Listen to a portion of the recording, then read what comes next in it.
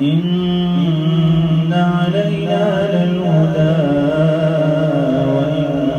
لنا للآخرة والأولى فأنذرتكم نارا تلظى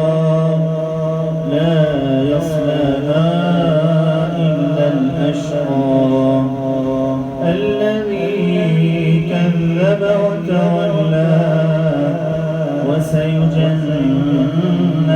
الأتقى الذي يؤتي ماله يتزكى وما لأحد عنده من نعمة تجزى إلا ابتغاء وجه ربه الأعلى ولسوف يرضى. صدق الله